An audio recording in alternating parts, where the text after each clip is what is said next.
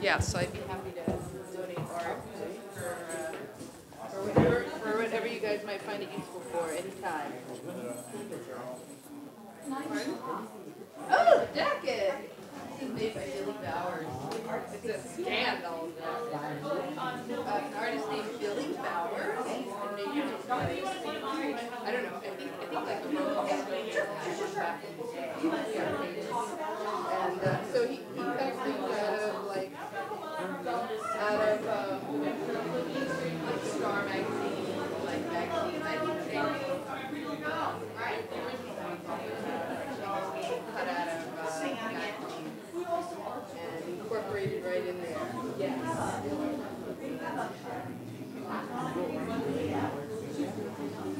No.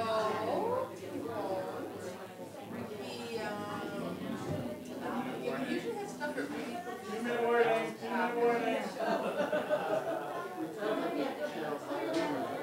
yeah. So what does it mean?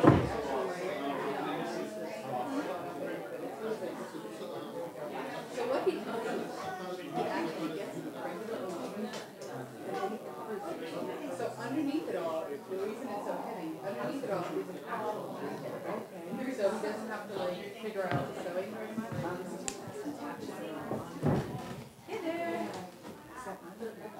Needs water. Is that water? I got water. I might actually grab one. One more? More. Okay. Not too it's for a quarter, but. Ooh! I'd love to see it. I'd love to see it.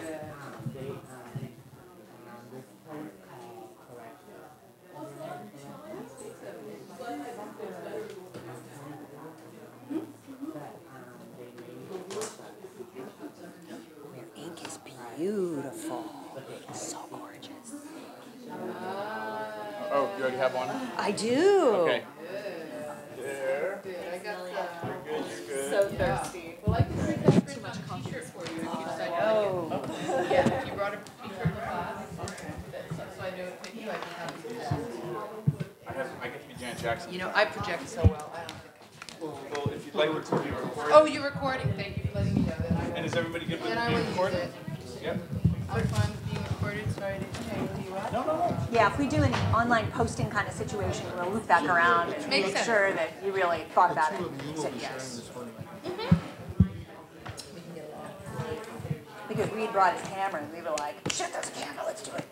Well, it's always Posterity. good for all of you to Yeah, no,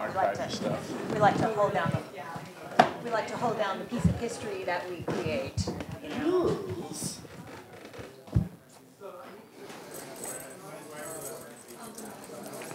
Where is it? So if we call this getting done by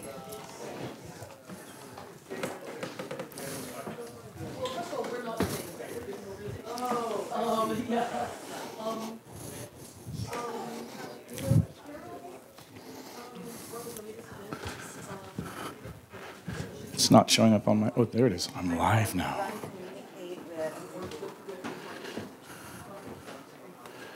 Do, do, do, do, do, do, do, do. Perfect. So Reid, if we Yep. go to like 350, 355, it should be okay. Okay. We'll start the queer space panel just a little late because it's a shorter panel.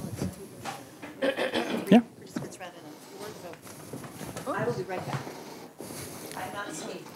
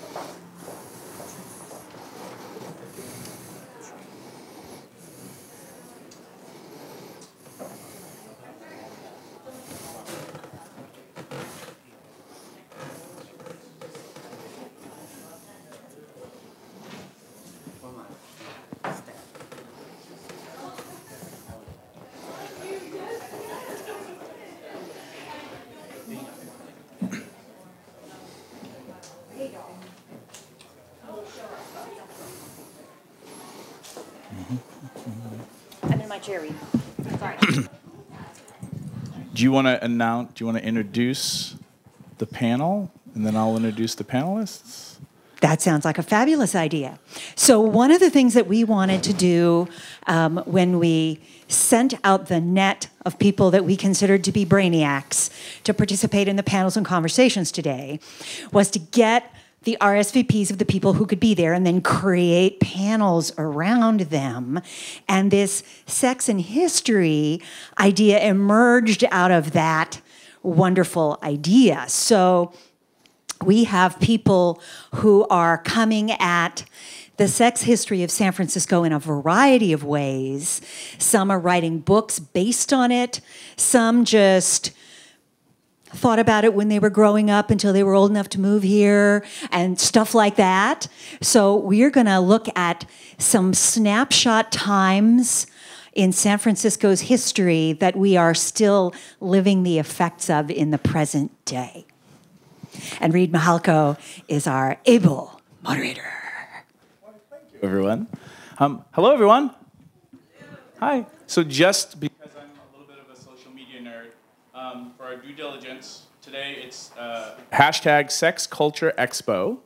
For those of you who are live tweeting and doing those kinds of things or putting on Instagram, the Twitter account for here is the Center Sex Culture, and it's spelled @ CENTR, Sex Culture. And then if you do have social media presences that you want to tout, please do. My name is Reid Mihalko, at ReidAboutSex.com, ReidAboutSex.com, and it is a pleasure and an honor. And as a nerd and a geek, I am here for the brain sex anyway, and now I just have a really great seat for this. If you want to find anything about my stuff, ReidAboutSex.com, pretty much on all social media. So today, what we have going on today here is our little panel about the San Francisco's sex history. I will be going this way down the row, and then the conversation itself will take place chronologically based on people's areas of expertise, which will not be in the exact order that people are here. But first, Katie Gill-Martin. You have a checkered past, it says here. It includes stints as a buoyant union organizer, a bona fide sex researcher, and engaged college professor. You now... Cult professor, no, college, which is its own kind of cult. You now teach printmaking classes, and you run the Queer Ancestors Project, devout to forging sturdy connections between queer young artists and their ancestors. Your illustrated noir mystery, Blackmail, My Love, exploring queer and trans San Francisco in the early 1950s, won the Lambada and IndieFab Gold Awards. Your short story, White Horse, set in the White Horse Tavern in Oakland, perhaps the longest continuously operating queer bar in the country, is coming out April 2017 in the collection Oakland Noir. Thank you for lowering your voice for noir. Noir. Everyone, can we say noir together? Noir. Well done. Janetta Louise Johnson, welcome and thank you. You're the executive director and leadership team person for TGI Justice. Janetta Johnson is an Afro-American trans woman who was raised in Tampa, Florida. She is the healer through her work at the Transgender Variant and Intersexed, TGI, Justice Project, and facilitator invested in decolonizing spaces. Since 2006, you have been organizing around the intersections of violence she and her trans and gender nonconforming communities of color face. She is both politicized and mentored by Miss Major, who has been deeply influential in her life, and she is honored to have accepted Miss Major's former position as executive director of the TGI Justice Project. The spiritual force that drives her to dismantle the violent systems that Black trans people are subjected to and oppressed by is the one that awakens her. Welcome, thank you. Ivy, you're over here. Ivy Anderson, and this bio also includes Devin Angus, who will be here later to read, so I'll just read your bio as it is written. Are writers, artists, and activists based in San Francisco. They are concerned with examining Bay Area history, culture, politics, and ecology. Since uncovering the lost memoir of Alice Smith, a working prostitute in San Francisco from 1913, Ivy and Devin have spent the last 5 years studying the history of sex and gender from Gold Rush San Francisco to today. their upcoming book, Alice, Memoirs of a Barbary Coast Prostitute, which compiles this memoir, won the California Historical Society Award and will be released next month from Heyday Books. Thank you for being here. Now, Carol Queen, I invite you all to Google Carol Queen bio. This means I forgot to give Reid a bio. I should have written down how many results come up, but this is the shortest one that I could find, and it is incomplete. Carol Queen is an American author, editor, sexologist, and sexologist active in the sex-positive feminist movement. Queen has written on human sexuality in books such as Real Live Nude Girl, Chronicles of Sex-Positive Culture. She has written a sex tutorial, exhibitionism for the shy, show off, dress up, and talk hot, as well as erotica such as the novel The Leather Daddy and The Femme. Queen has produced adult movies, events, workshops, and lectures. Queen was featured as an instructor and star in both installments of the Bend Over Boyfriend series about female-to-male anal sex, or pegging. She has also served as editor for compilations in anthologies. She's a sex-positive educator in the United States. Thank you, Carol, and welcome. So where our adventure will start is in Gold Rush, San Francisco. And Ivy, if you'll start off, and we'll kind of have this conversation about, historically speaking, chronologically, and then we'll break into kind of a, chatty, let's talk more about things. Please begin. Thank you. Okay, well, I'm going to try to take us all from 1849 Gold Rush, San Francisco to about 1920 and do it without trying to overload all of you too much with too much information, but try to give you a sort of sweeping sense of how sex and politics and culture were interrelated in San Francisco's development from its earliest, moment of becoming this instantaneous city in 1849 to around the and at turn of the century when things really started to change. And this period from 1849 to 1920, I think, really sets up this narrative about how sex, politics, and culture have always been incredibly interconnected throughout San Francisco's history. And there have been waves of sort of open licentiousness and this sort of freewheeling, unbuttoned side of San Francisco that has always been combated by these sort of, conservative forces,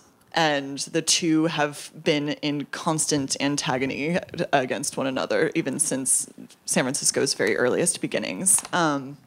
So I guess, quick rundown, 1849, gold was discovered at Sutter's Mill near Sacramento. Essentially, San Francisco immediately becomes sort of the financial center of this new gold rush happening on the West Coast. And thousands of mostly men travel into the city to pan for gold, to get rich quick, and with no necessary sense that they're going to settle down here. But they build these ramshackle houses and gambling halls, etc. And a lot of professional sex workers travel to this place because what better place to sell sex for money, but in a place where there's 98% of the population is male, and money is being sent insanely freely back and forth, and it's being spent just as quickly as it's being panned out of the ground.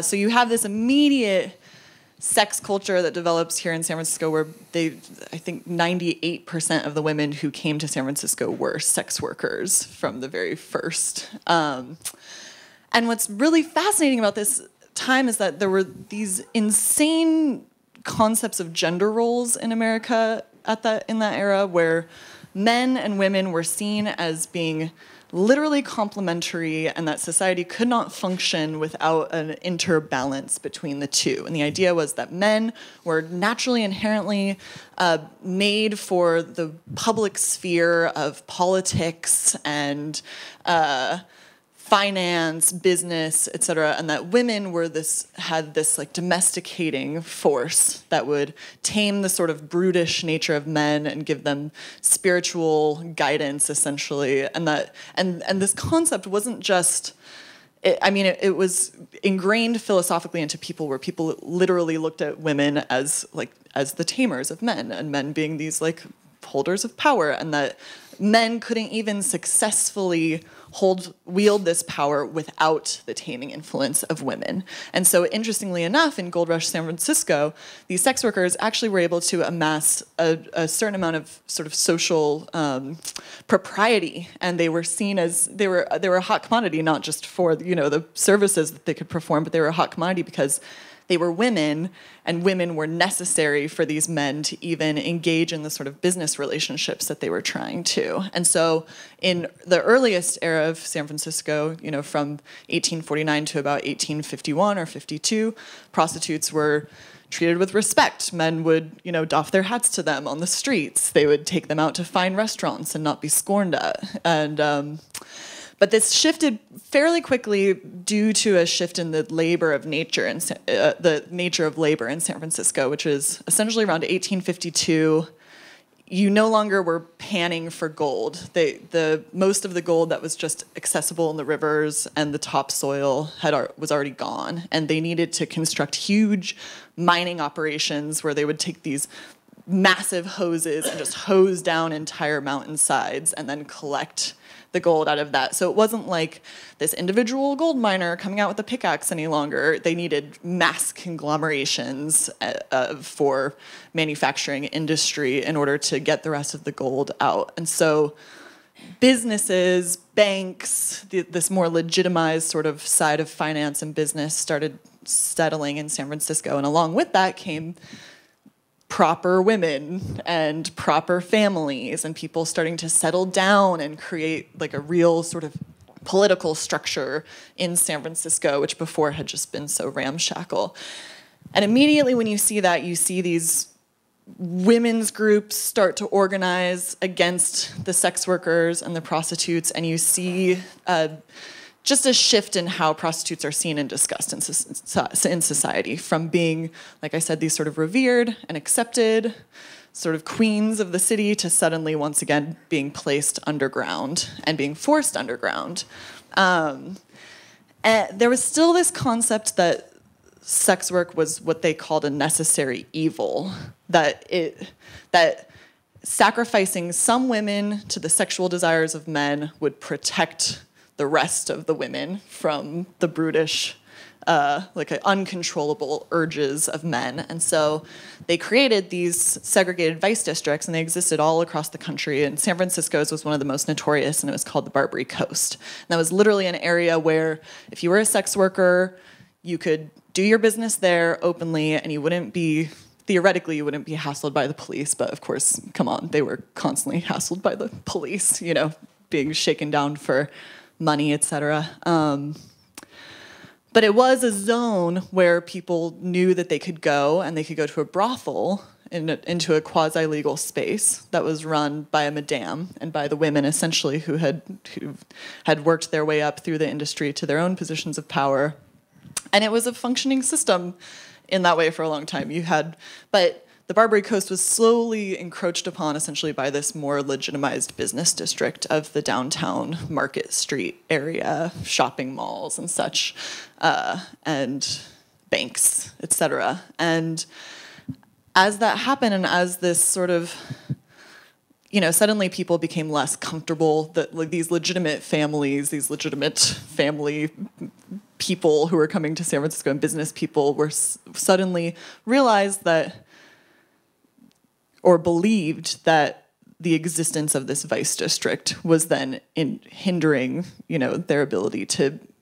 It was hindering San Francisco's ability to be taken seriously as a imperial center of finance on the global sphere, which is how people started conceiving of San Francisco, because the gold rush really did bring so much money and so much attention to this place.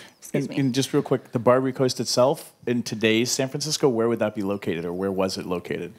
Well, so it was essentially, I guess you could, southeast of the North Beach district now.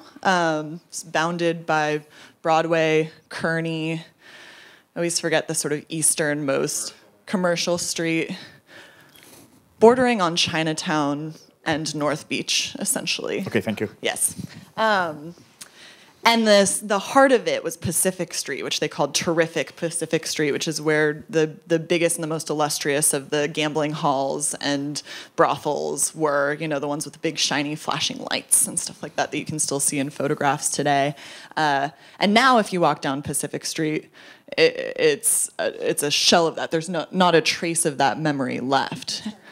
Yeah, and a number of those buildings still exist, and you can see the facade of the old Hippodrome, which was one of the most famous sort of gambling halls that was there. But the history of it having been the center of this incredibly famous vice district has been systematically erased, essentially. And part of that is because America started to shift into this what's called the progressive era, which, you know, takes place from around the 1880s to 1917 or so, where suddenly there were all these new concepts about how society could be reformed to be better. We can reform the world through political shapings to make society better. And so much of what the conception in the progressive era was of betterness was hygiene, cleanliness. And that's where you start to see, you know, and science and reason was really heralded as the way that we were going to reform society, is we can use science and reason to figure out what makes people tick and to try to push people's brains into these like clean, healthy, systemized machines, essentially. And all these new groups that were concerned about shaping society in these new clean ways were formed, like the American Social Hygiene Association, who were into all sorts of horrible, eugenical, racist stuff, and through these new ideas about sort of society, hygiene, how people viewed sex work once again started to change. And you can see this in the newspapers at the time, because all of a sudden in the 1800s, you have this immediate sensation about this concept of white slavery, which before, when you look at the newspapers and they talk about sex work, it tends to be pretty cheekily done. You know, you'll see these little articles that are like making jokes about the madame down the street and how she had to run out some hooligans from the brothel or whatever. And they're often done, like I said, in this cheeky kind of humorous way that shows that brothels and these segregated districts really were socially accepted, even if they weren't, you know, necessarily heralded. But then all of a sudden in 1880, you start to see this new concept come about where the sex worker is no longer a necessary evil. She becomes a victim in need of rescue. And there was this whole racist conceptualization of white women being kidnapped by pimps who were generally of color, you know, either Jewish or black or what have you. And that they were being forced into sex work, and that every sex worker who was out there was this like victimized, was a victim that needed to be saved. And this became one of the major rallying points of some of the first feminist organizations, actually, which is a pretty interesting thing to look at when we're talking about the history of feminism and how early ideas of first wave feminism kind of developed and where they came from. But one of these groups, the Women's Christian Temperance Union, which was the largest women's group in the country in 1900, began campaigning and rallying for this law statewide in California called the Red Light Abatement Law. And the idea was that they were going to rescue sex workers by closing down the brothels, criminalizing the property owners of brothels, and creating settlement homes for these women, where they would all just go and learn other job skills and what have you. So they had this whole nice idea, like, we're going to reform all the sex workers, we're going to turn them all into seamstresses, et cetera, or what have you. But there wasn't actually it's not like there was a fund set aside for these settlement homes or anything, and nor did they actually talk to these sex workers about whether or not they wanted to be reformed and put into these homes anyhow. But there was a lot of self-aggrandizing rhetoric. We're going to save these women, and then we're going to save all women by dint of saving these women. So the Red Light Abatement Act is going through Congress, and there's our state Congress, and there's a lot of backlash in San Francisco. And even the mayor at the time, Mayor Rolfe, was known to ride around in his campaign car with a famous madame, Tessie Walls. He later appears in Sally Stanford's autobiography, where she says that, Rolfe and I were great friends, and he had a grand old time at my brothel down in the Mission District. But he was beloved. He had won his campaign in San Francisco by getting the women voters behind him. And so he was really put in this awkward position. This is also right before, so this is around 1913 I'm talking about now, when the Red Light Abatement Act gets introduced into the state legislature. And it's right before this Panama Pacific International Exhibition was gifted to the city of San Francisco. They were going to host this huge international exposition in 1915 to celebrate the opening of the Panama Canal, which was really symbolic of San Francisco owning itself as the center of sort of imperial power and finance in the West. And millions of people were going to be coming from all over the world to attend this exhibition. And if you go into the mayor's papers at that time, you can see stacks and stacks of letters written to him by these women's groups and by clergy groups across the country saying, if you don't get rid of the Barbary Coast, we're going to ban this exhibition. It's going to be a total failure. We're going to smear your entire campaign, and you're never going to operate in San Francisco again, essentially. Meanwhile, he's also getting, nudged by his business interest buddies who are making a ton of money in graft off of the existence of the Barbary Coast, who are essentially shaking down the madames, et cetera, or just making money from owning the gambling halls and such, who are telling him, well, we can't clean it up too much because, where will our profits go then? But meanwhile, nobody's talking to the prostitutes, of course.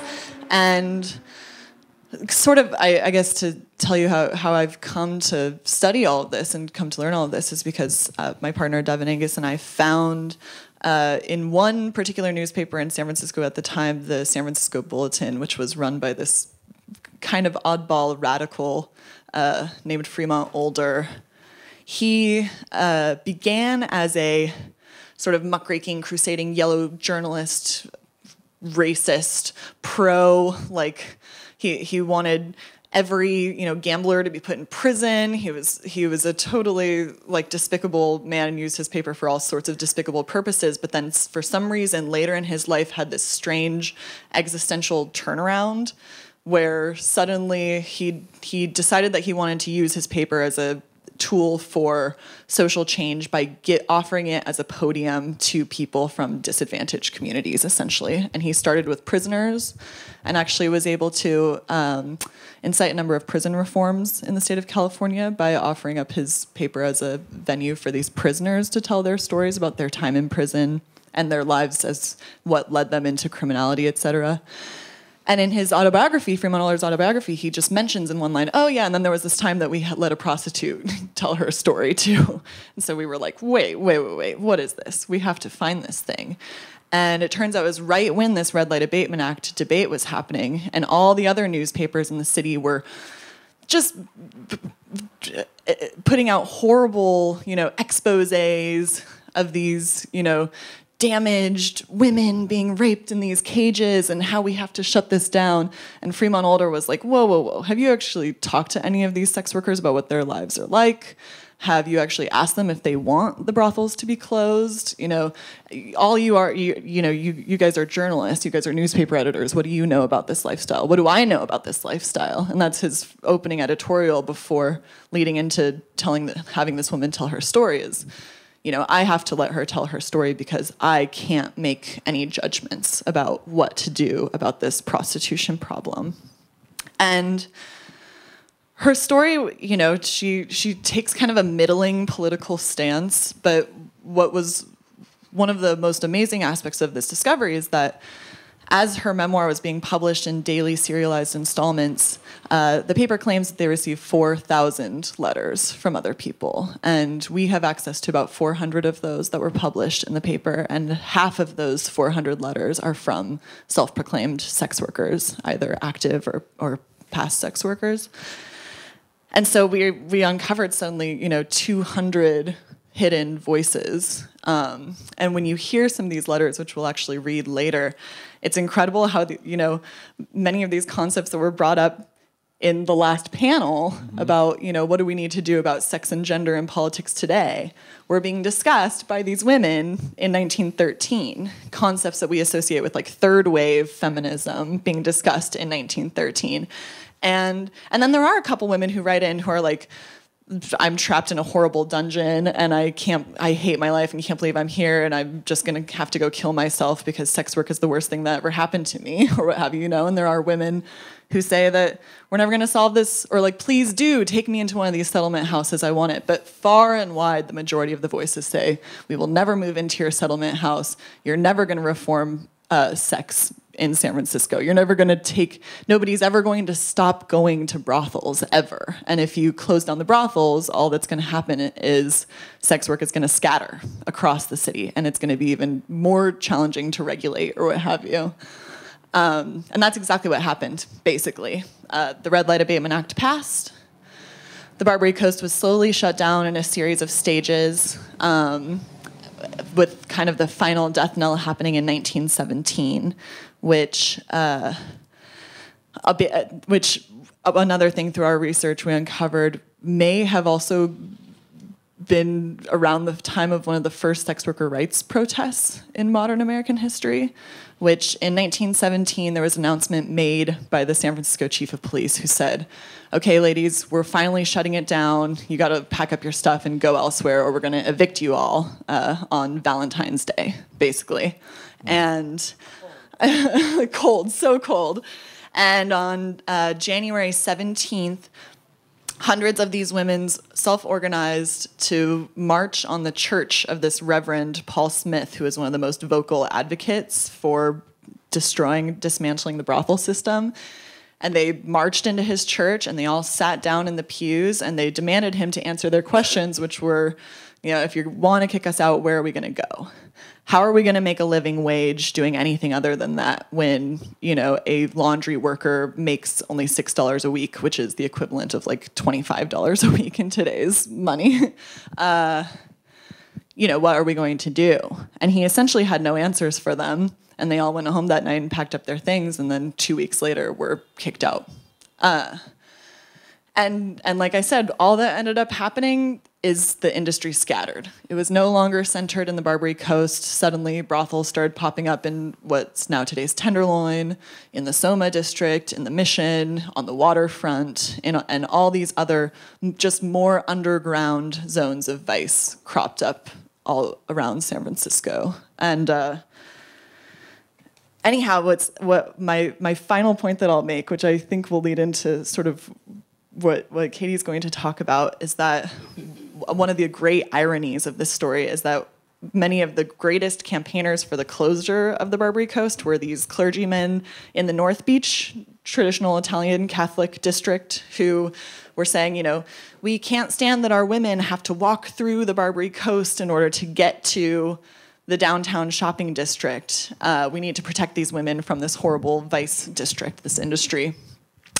And immediately after the closure of the Barbary Coast, essentially, much of that vice moved immediately next door into North Beach, which, now we can see today's expression of that, which is the existence of the strip clubs all along Broadway at Columbus, are essentially an outpost, an outcropping of the old Barbary Coast that shifted just a few mere blocks over and ended up creating its whole own sort of underground, queer and sexy culture.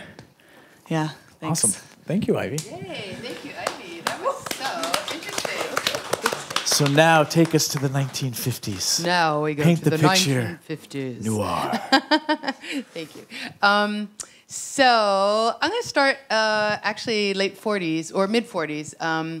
A very butch woman named Bernie was working in the shipyards during World War II.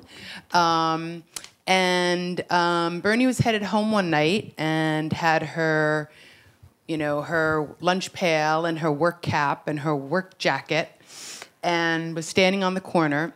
And cops picked her up and threw her in jail. She was in jail overnight.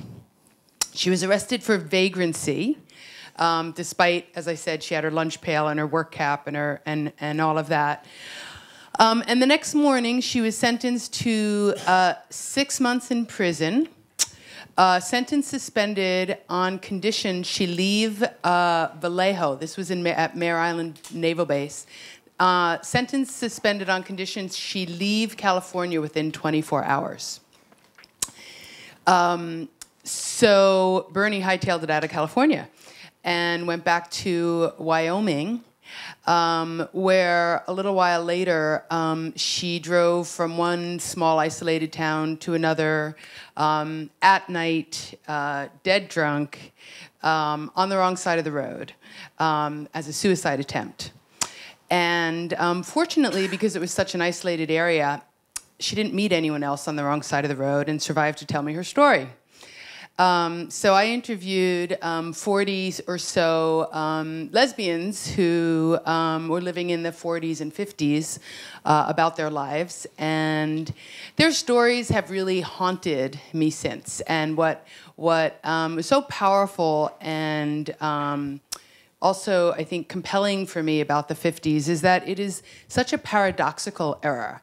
It's an era in which, you know, there were people who believed everything they said about us, like Bernie did. And then there were people who believed none of it, who bought into none of it. And so I was really curious about how that was possible. One of the women I interviewed said, you know, they said homosexuals were insane, and I knew I was a homosexual, and I knew I wasn't insane, so I knew they were wrong. Right?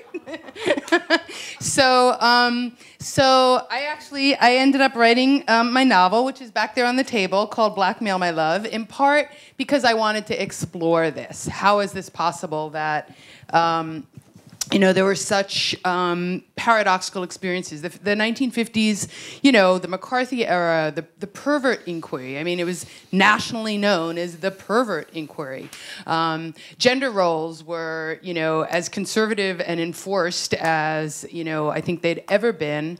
Freud was popularized in a way that, you know, changed homosexuality and what today we would call transgender from you know, a criminality to an illness, something of an improvement, but not entirely. The motion picture production code at the time required that we end up either dead, insane, or heterosexually married, right? So, and yet, at the same time, there was incredibly vibrant cultures of resistance developing.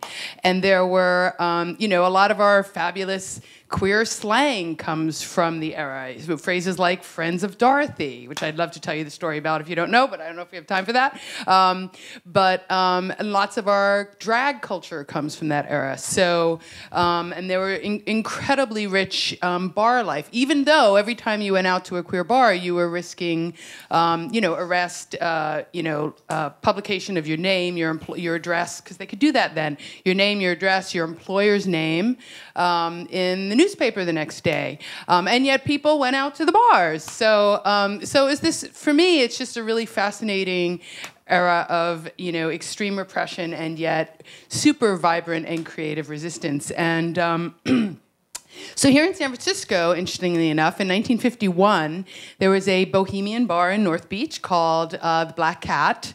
Some of you, how many people have heard of the Black Cat? Okay, so great. So, you know, bohemian bar, all of that. So I'm curious as to whether or not you know this story, because I hadn't known it. So in 1951, the Board of Equalization tried to revoke, in fact, did revoke the Black Cat's liquor license because it was a gathering place for homosexuals. And so the owner of the Black Cat, Saul Stuman, who is a heterosexual man, his first response was, we don't have homosexuals here. But then after talking to a lawyer, they decided to fight it. And they fought it, actually, all the way to the California Supreme Court.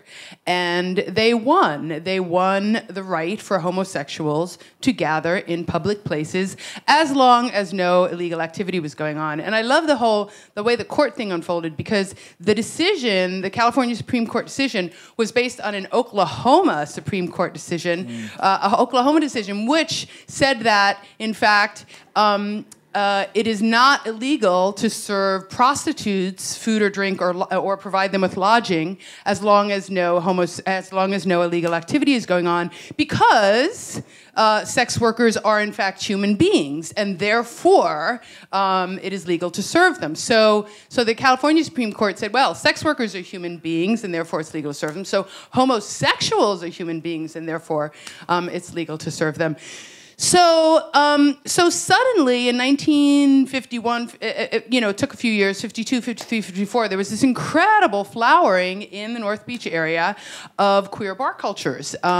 So there were way more lesbian bars in San Francisco in the mid-50s than there are today. Of course, that's not really difficult anymore to have more queer bars, but there were a half dozen or more lesbian bars. There were, in addition to Finocchio's, which I think a lot of people know about, in which drag queens and transgender women performed. You know, Betty Davis would come up from Los Angeles to see herself impersonated. But just a few doors down was Mona's 440, which was later Ann's, and there were butch women, and likely many people who today would call themselves transgender men, who performed waited tables in tuxes. And all of these places were written up in, great places to sin in San Francisco. So it was part of this whole tourist culture that came into town. So there was this flowering of queer bar culture. Of course, the police suddenly lost access to the payola that they would regularly get from these bars when they got to go in and raid them when it was still illegal for homosexuals to gather. So what they did is they sort of grabbed hold onto the ruling, the tail end of the ruling, which said as long as no illegal activity is happening. So of course, what do? If you're a cop and you want to be able to raid a bar, you make some illegal activity happen. So we actually have documents that show that they trained their youngest, cutest male cops to affect homosexual mannerisms and seduce, entice, entrap gay men into, just doing something as simple as that could get a bar raided and closed down if we were both men. So the police responded with increased surveillance and entrapment. So there was a flowering, and a lot of that culture continued, and yet, police, as they tend to do, found ways around it. But I'd like to switch gears a little for a moment. Do I have 4 more minutes? Yes. Okay, cool. So recently, the Sisters of Perpetual Indulgence were asked to do an event about drag at Zendesk, one of the tech companies nearby. So the cool thing was that the motivation seemed quite sincere, that they wanted their employees to learn more, understand more about drag and what it was really about. So, and they were going to pay us a bunch of money, which, by the way, we promptly turned over to SONG, Southerners on New Ground, who are fighting AB 40, the bathroom laws. So we were quite thrilled with that little, dispersal of money, but also thrilled because we got to preach to quite a mostly straight audience, and straight in every sense of the word, So what I did, because we did this event with Alex Yuen of Kingdom, a drag king, and some of the sisters came as sisters, some came as drag queens, and I decided for this event I wanted these folks to really understand the importance of drag and gender nonconforming presentation as a political force and historical force, and the importance of bars as a political force and historical force. So I wrote my very first sermon, and if you're all willing, I'd like to deliver a little part of it to you. Would that be okay? Okay, just a piece of it. So you gotta hold that for a sec. Okay. Well, I literally change hats, if you don't mind. So you're going to have to imagine the face, okay? Because I don't have time to face up. But so I performed as you'll hold that for me. I performed as Sister, who I am, Sister Plush Lovebud of the Velveteen Vulva, Sister Clit for short. And so I got up and gave my first sermon in front of this, as I said, quite straight audience. And they were extremely respectful. And here's a part of it just for you. So you're going to help me out, right? Okay, here we go. So this will take us back to bars. Dearly beloved, we are gathered here today to reflect upon that sacred phenomenon known as drag. Our holy scripture today comes from the Gospel according to RuPaul, chapter 6, verse 9. Verily, St. RuPaul says unto us, we are born naked, and the rest is drag. In the 1930s and 1940s, just about anywhere in this country, homosexuality was an affliction. If you had it, you were alone with it. You were an isolated individual hiding your sickness out of necessity, possibly believing that you were destined to be mad, criminal, insane, because that's what they called us, degenerates. But by the 1950s and 60s, we began to find one another. How did that happen? How could that happen? One of the ways that happened was through the sacred force of drag. In some small town in New Jersey, or Nevada, or North Carolina, some butch lesbian stood outside a bar in her suit and her tie, or in her dungarees, slick back hair, t-shirt with sleeves rolled up, and a pack of Lucky Strikes inside. She stood outside that bar, and somebody drove by in a car and was scandalized. And she told her neighbors, who told her neighbors. And one of those neighbors said,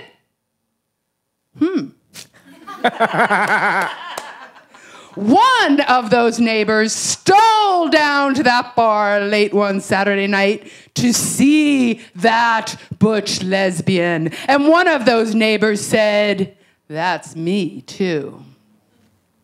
Somewhere in some small town in Tennessee or Texas, a drag queen performed at a local dive bar and got heckled and beat up in the parking lot afterwards. But word spread, and men who kept their desires hidden, they came down to see that drag queen perform, and they said, at first to themselves and then to each other, that's me too. And so they stood, butches and bulldaggers, bulldykes, pansies, fairies, drag queens, queers of all sorts, many of whom today would claim the word transgender, genderqueer, gender nonconforming, identities not available to them at the time. They stood on street corners and outside bars, on stages and at the edges of parks. They stood and they claimed public space. In that space, others gathered. Gradually, we found each other. We formed communities. Those souls placed their bodies on the front lines for all of us. In the process, they caught the brunt of hostility, of harassment, of brutality. They heard the slurs. They felt the body blows. They were and are bashed, beaten, murdered in places all around this country and around the globe. Those men in what we call women's clothing, those women in what we call men's clothing, they use drag as a political tool.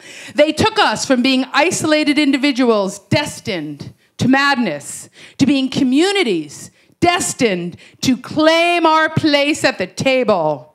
An ongoing project currently happening in bathroom battles across the country, where transgendered kids and adults are being denied safe places to pee. Can I hear an amen?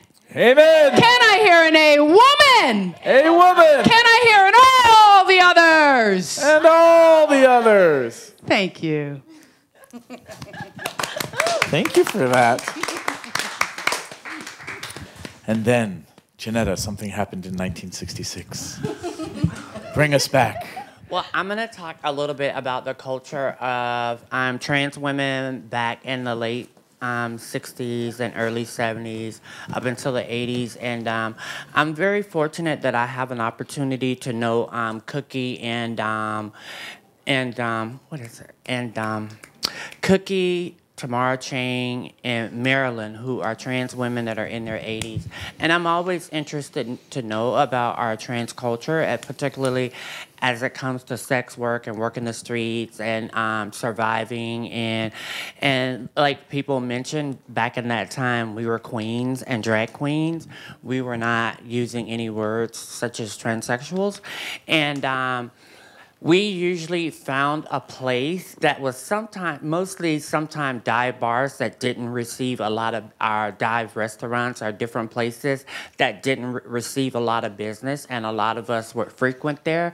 And for a while, we would be welcome, and a large part of that is because we generated money into businesses, and particularly businesses that haven't had a stellar reputation, but those are the places that we were socially acceptable, so we would basically like forge our way in. And I always, every time I run into these ladies, we always have conversation about Compton's cafeteria, the Tenderloin, and the sex work that was done there, and the money that was being made and generated, and particularly around the kind of men that were most likely to spend the most money, and finding out the best ways to get your bang for your buck. Mm-hmm. And it was traditionally not the men that were like attracted to trans women that wanted to be in a relationship with trans women that generated money. It was a lot of trans women would, and we were drag queens back then, we would hang out at certain straight bars or strip bars and sort of kind of like be on the perimeters of that. And because even though this was establishments that were straight, we knew that some of these guys would spill over into looking at looking at drag queens. And a large part of the money that we made back then is because cis women would tell guys, oh, don't pick her up. She's a drag queen. She has a penis. She's a man.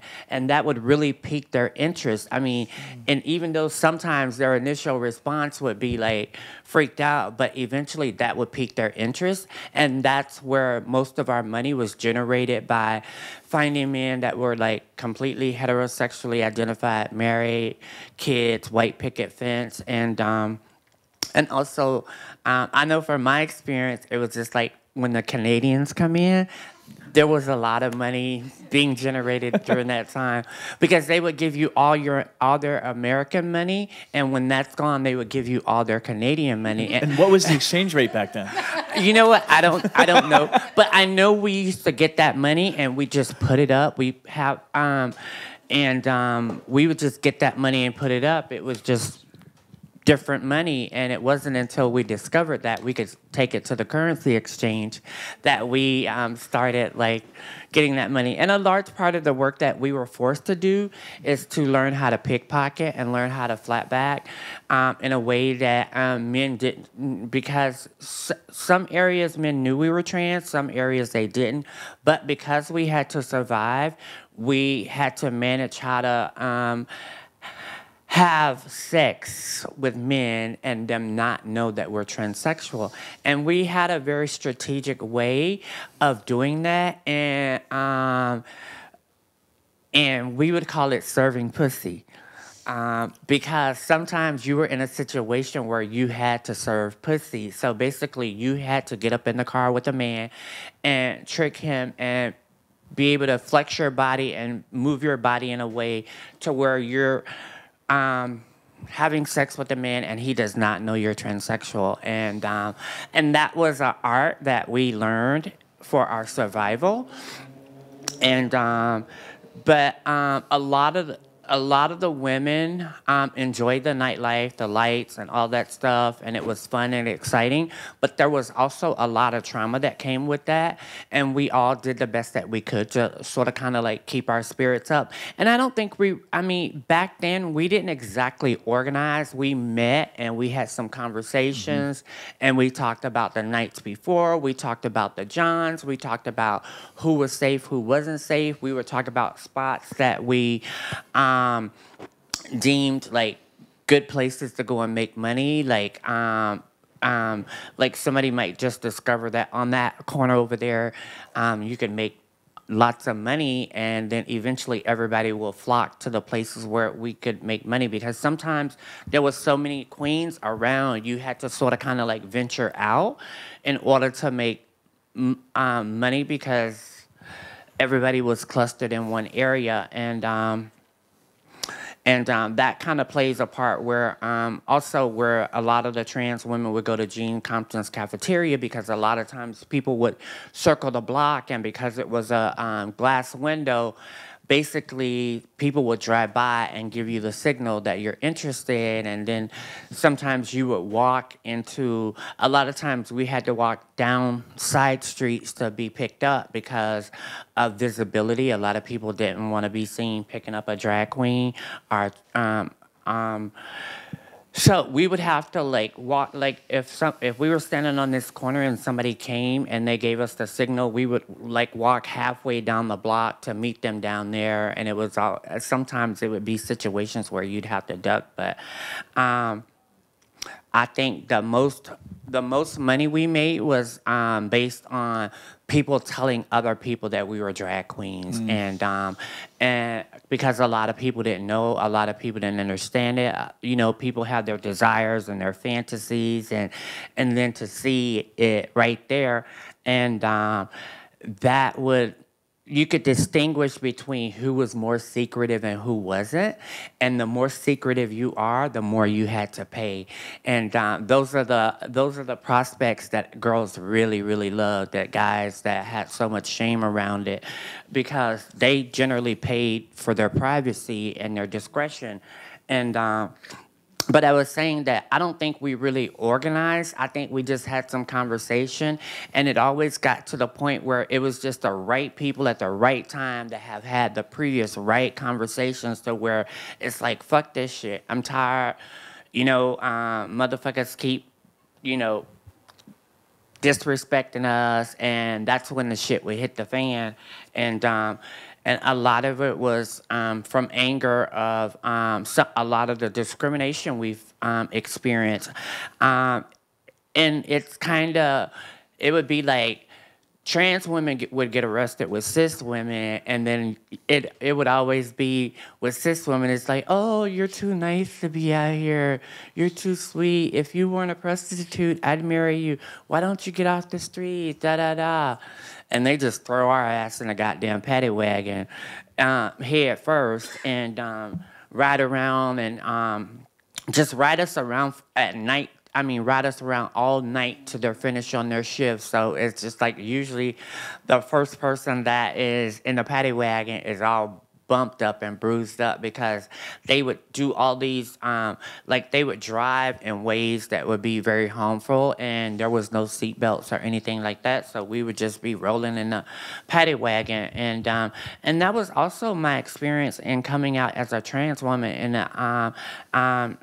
the very early '80s, like '81, and working the streets in Florida. I mean, it's just like it seems like we always found different bars that we could go to in different areas that we went to, and a large part of our money during that time was working the streets in Tampa, Florida, on Nebraska Avenue. You know, women would literally, cis women would literally, hey, that's a man, And once again, that's how, like, there was some dangerous elements to that. There was some really dangerous elements to that. But also there was parts of it is like 2 weeks later, 3 weeks later, this guy is coming seeking you out because now they know that you have a tool and they want to go in your toolbox and play with your tool. And so it's kind of like, it was an opportunity for us to generate our own income, pick our own hours, and that was kind of like almost like a huge percentage of our only option for employment, particularly if you wanted to live as a woman 24/7. A lot of the girls used to work in the daytime at different factories and different places where they would not. They would dress butch in the daytime and work the streets at night because it's very expensive being a drag queen or transsexual, because it's just like instead of one pair of lashes, you need two. Instead of one coat of lipstick, you need to just dig in it and just gook it on and make those lips perky red so that you can serve the best dick-sucking lips ever. And it was just really, really an experience. And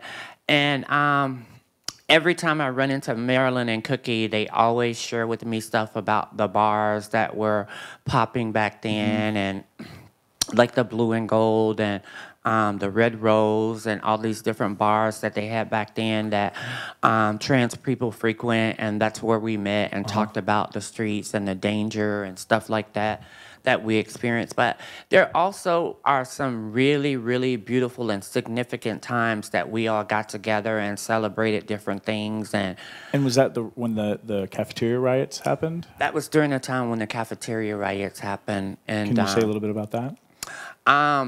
Basically, it was just a group of girls that were at the cafeteria, and Gene Compton was really a jerk. He was an asshole, and he often called the police on trans women for any little thing, particularly if trans women go to the women's restroom. And sometimes if trans women got smart at the mouth with him or cursed them out, because there was a lot of anger back then, and it was nothing to just curse somebody out. And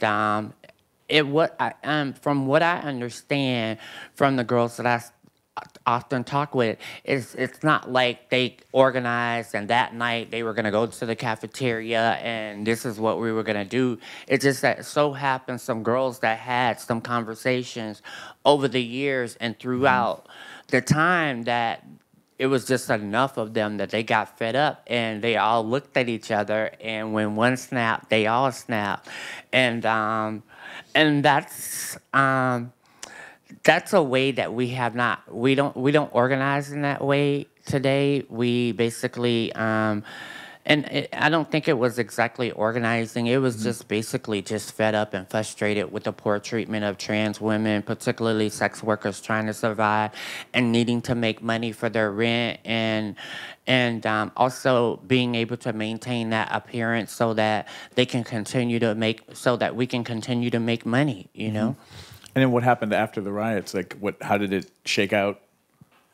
A lot of the women were arrested and put into a paddy wagon, and once again they were just rode around. They were rode around all night long. They rode around for like 12 hours, going up hills and coming down hills and going down bumpy roads, and basically just throwing the girls around, trying to cause damage and put fear in them. And that was during a time where you had to have X amount of garments that describe you as a male, and some girls did not subscribe to that because they did not identify as male, and some ladies complied because they did what they had to do in order to prevent arrest, and then that still didn't guarantee arrest not being happening. Got it.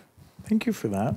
Carol, did you want to add anything to that and then take us into the 80s and 90s? Yeah.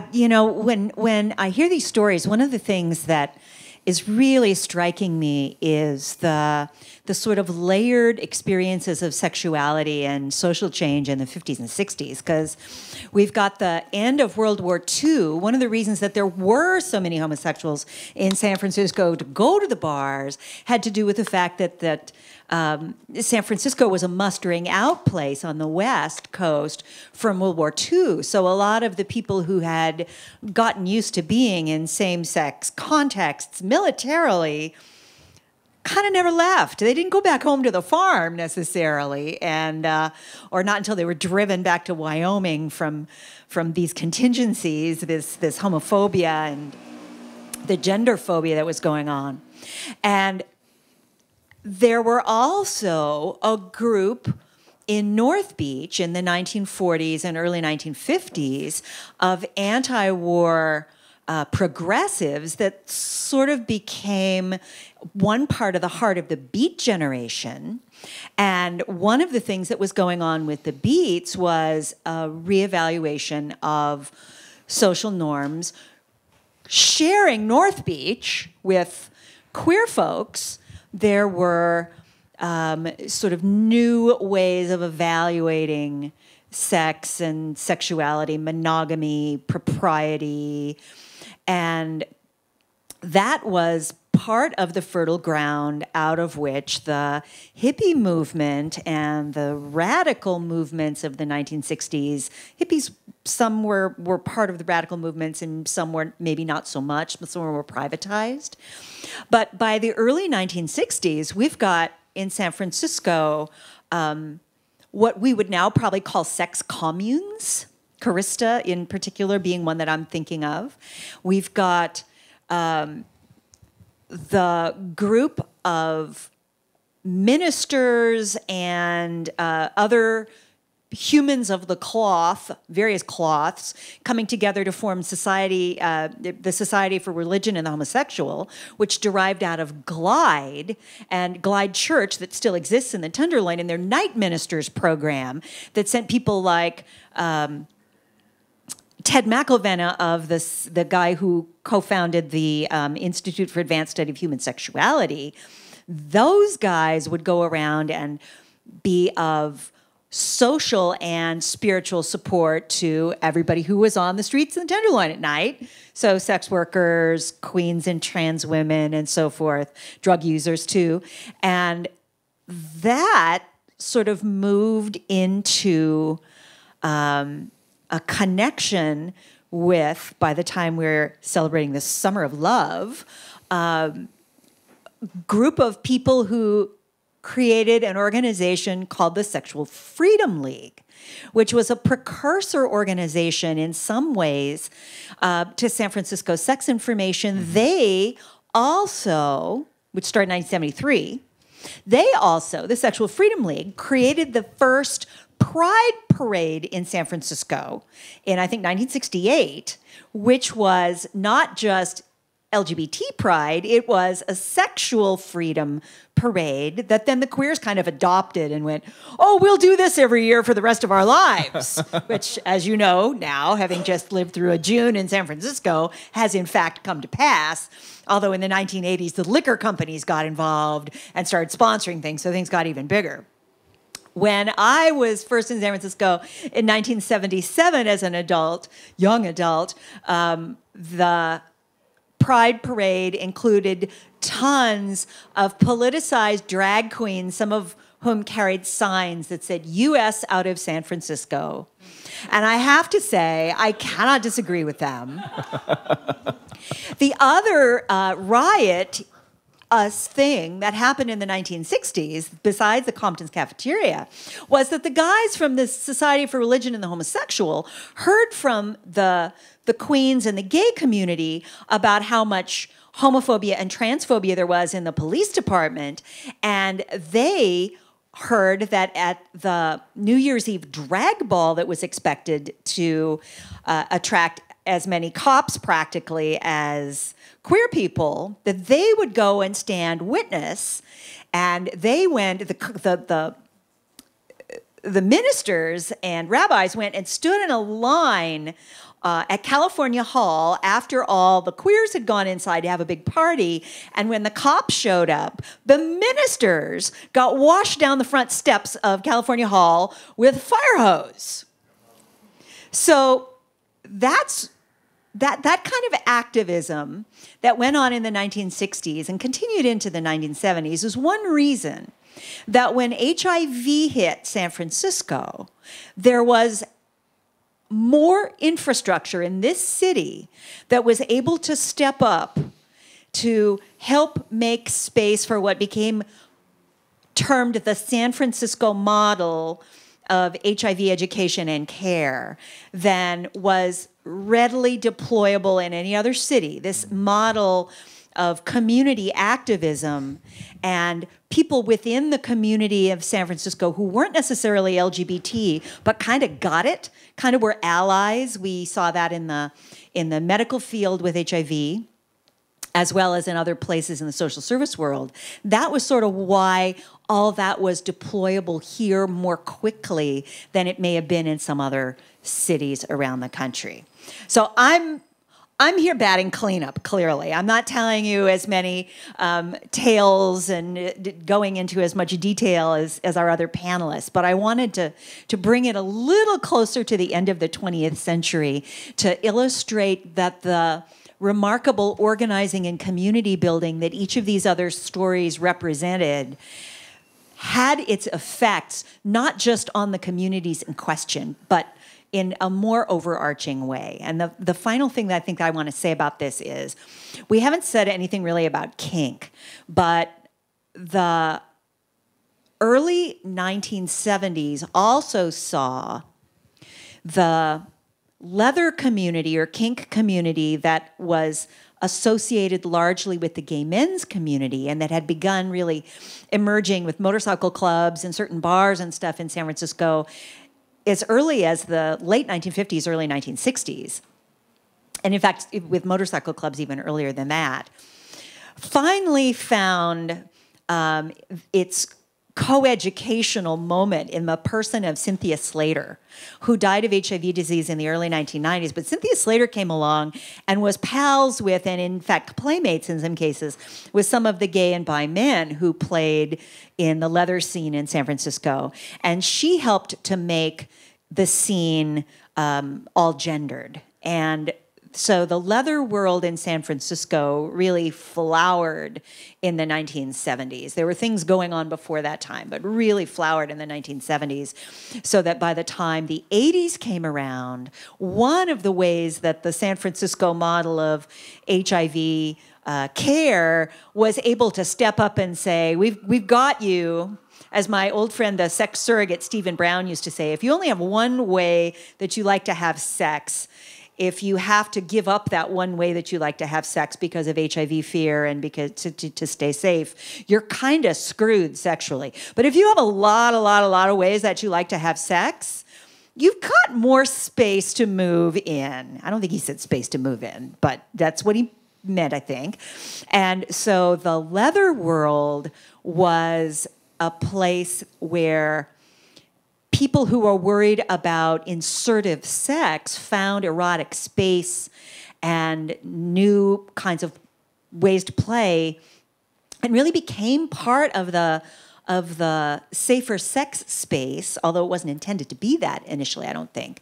And so did the Jax, the San Francisco Jax, a men's club for social masturbation, which still meets here twice a month, lo these many years later, 35, 40 years later, because they didn't start out as a safer sex entity either. They just were guys who liked to masturbate together, and it just seemed like 1983, it was a good year to start the Jax. But in 1983, it turned out that it was a really fucking good year to start the Jax. Yeah. And so they too became a safer sex space without necessarily intending to be that. There's a lot of sex in San Francisco's history. And if we can manage to keep it all together, there will continue to be well into the future. I think I'm going to stop there since we're running out of time, and plus maybe there's a question or two that we might have time for. Let's. How much time do you think we have? I think we have 5 minutes. Okay. So I'd love to take 1 or 2 questions, and if somebody can play microphone runner. Thank you, Dave. And then I have a closing sentence from each of you on a. I had one question, but then that sparked a better question, which I'm going to try to remember. So, question. My question is, how do you see the present fitting into this history? It's like I'm hearing all these stories, and I'm just hearing this sort of ebb and flow of freewheelingness and repression and freewheelingness and repression. How do you see 2016, and especially with gentrification, as fitting into this history? Who wants to go with that? I want to say a thing. I think that San Francisco has undergone waves of gentrification this entire time. I think Ivy's story really, really illustrated that, but that there are other communities, other neighborhoods to look at to sort of see how that has affected the LGBT community has kind of been chased around the city or just decided to colonize new neighborhoods or however you want to see it. And people have been gentrified out of their spaces for a long time. We're going to talk about these issues a little bit in the next panel, I think. But I do want to say that I think that every time San Francisco has one of these sort of modern tech boom-bust cycles, I can sort of speak from the mid-late 90s to the present, thinking about your question, Greta. I think that one of the things that happens is we help send these countercultures out into other places that haven't necessarily grown their own in quite the same way that San Francisco has, but that are all really ready to be seeded, partly because of the countercultural discourses that started in the 1950s and moved forward, where people have been eager to either run away to San Francisco or to have a little bit of the energy and the diversity that they think San Francisco represents. So even if San Francisco gets too expensive for all of us, the seeds are like dandelion seeds in the wind. But I also think that it will only take one earthquake for the rats to run off the ship, and then we're going to have a lot of new apartments to live in. Does anybody else want to add into that? Ivy? I would just say that I felt like Alice's story and the story about the closure of the Barbary Coast and the movement of sex work in the 19-teens scattering into these new sort of underground zones and into these bars and taverns and underground brothels as opposed to being in this sort of visible space. Feels really analogous to, I guess, my experience as like a queer woman here in San Francisco today in the face of gentrification and seeing places like the Lexington close or something.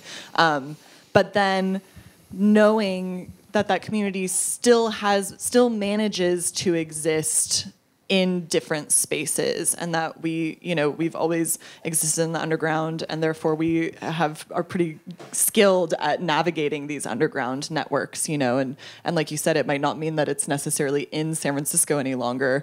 But I went to like the best queer dance party I've ever been to in Oakland just last week, so it's not like it's dead and gone. The spaces change, but I think there is still fertile resistance that's brewing amongst those of us who have been privileged enough to be able to stay for as long as we have. Jennifer?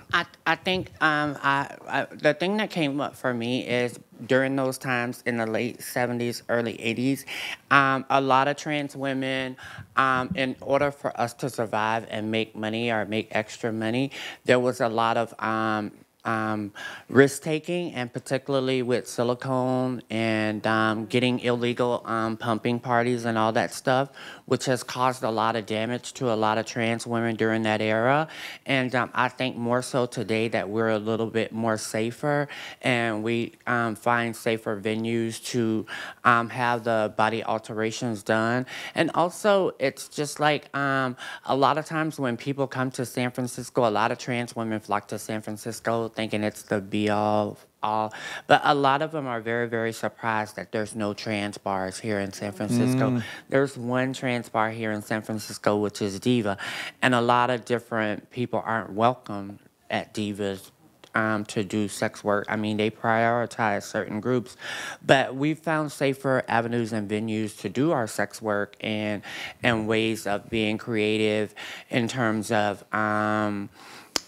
taking less risk. And one of the things that I practice in terms of my harm reduction is usually I always have a couple little daddies that, you know, come around once or twice a month to help me out with money. And yeah, so in a lot of ways, in some ways things are better. Yeah, but especially women such as myself, we still live with a lot of trauma from that era, and a lot of us, I think I was thinking of a lot of the women that currently, a lot of the trans women that currently work at DPH. A lot of those women were here in the early 80s and did sex work around the Tenderloin area, but now they're working at Department of Public Health, as well as still maintaining some type of way to pay for the extras. Got it. Katie?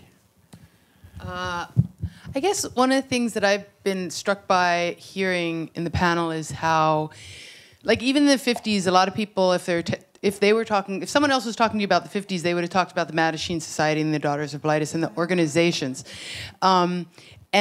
But I'm struck, like, by the story about the sex workers who went to the church and got fed up and just said, "Wait a minute, where are our jobs? If we're gonna stop doing this, what are we gonna do?" Or the transgender women at Compton's Cafeteria who just got fed up. And so, like, so much of what we think of as political organizing is actually not in the form of organizations, but in the form of people coming together, recognizing themselves as community and forming a common identity, and then doing shit with that, okay, whether or not it's in an organizational form. But to me, that's where always, like, the seeds of political change are coming from people coming together in all kinds of different ways, whether it's having sex together or throwing coffee and sugar shakers at cops together, or, you know, yelling back at priests, at ministers. So I think what Carol said about that, like, in some ways it's tragic that we're being dispersed, and yet in other ways, you know, we're taking these identities, these communities to other places, and hopefully, in some ways, building larger movements as a result. Thank you. Do we have 2 minutes? Can we? Yeah. Okay.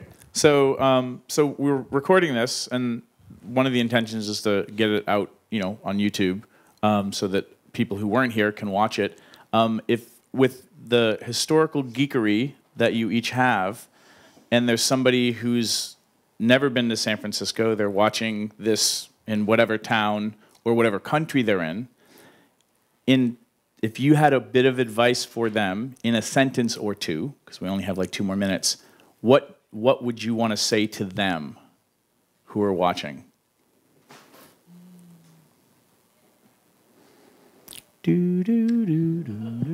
mean, the one thing I would say is that as much as I'm critical of technology and the internet, we do have this mass amount of information that's out there and accessible to people these days, and just to be honest and open with yourself about your desires, and to use that tool to study and research them, and look up the history of your desires and how communities that have accepted themselves in that way have found place and made place for themselves in this world. Thank you, Ivy. I would say one of the things that we say at TGIJP is be safe and stay strong. And I would also say that whatever the enemy has for your destruction, use it for your construction. Thank you. And I would say, I'm going to look right at the camera so that they'll hear me. Pull in close. Your desires are sacred. Your desires are divine. Your desires are the yearning of the universe needing to be expressed. So follow them wherever they take you. And I would say that San Francisco exists in the form it does, and with the meaning that it does, some of which we've explored, and the reputation that it does, much of it earned. because we were a gold rush town perched on the edge of a continent next to an enormous ocean in an earthquake zone. And it threw and brought people together, none of whom have been fully silenced in all of this time. All of whom have been, except some of those folks who aren't here today, have been somewhat silenced. And so we've had to find each other. We've had to connect with each other. We've had to figure out who we were in relation to who everyone else around us is. And that's made for a diverse and fluid and, frankly, very queer space. We now live in a world where the whole fucking world is clinging on the edge of some sort of earthquake zone, whether it's earthquakes, climate change, or social change. So learn what San Francisco learned. And then as we'll do this as the landing to bring it all in, where do people find you, or where do you want them to go online? At Carol Queen on Twitter, Carol Queen on Facebook, carolqueen.com, and I often can be found at sexandculture.org and goodvibes.com. Voicesfromtheunderworld.com, which is a website just launched yesterday. Yay! But you can find out all sorts of information about Devin and Mai's book, where to buy it, what events will be happening and coming potentially to your town. Thank you. TGIJP.org. Let me say that again. TGIJP.org. A lot of times people get it messed up. And also, I'd like to extend an invitation for everybody to come over at 234 Eddy Street every Tuesday from 4 to 8:30. We do prison correspondence where we correspond with transgender, gender nonconforming queer folks that are in prison and try to do the best that we can to provide them with the resources and the information they need as they are transitioning out of custody. Thank you. Thank you. KatieGilmartin.com or on Facebook, Katie Gilmartin SF. And ReidAboutSex.com, ReidAboutSex.com. Thank you so much, everyone. Thank you, Center for Sex and Culture. And we release you into break. What's next, Carol? We're going to meet again in 10 minutes or so for our final panel before our readings. The final panel is going to be about creating queer and sex and art space in the San Francisco of today, creating and maintaining. See you in a little bit.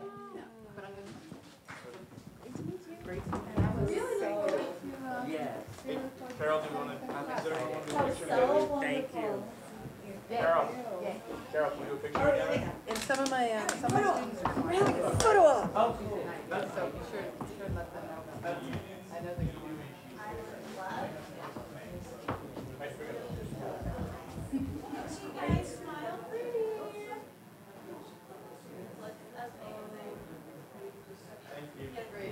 Yay! Good job. I just felt like I was doing Beowulf to Virginia Woolf at one time. Not my joke originally, but has so often. Thanks for tuning in, Sex Geek. If you would like to continue with the brain sex, do me a favor and click subscribe right here. If you'd like to watch me on social media, that's where you're going to go. Next video, maybe? And if you really would like your own Sex Geek t-shirt, please click right here, right now. Boop.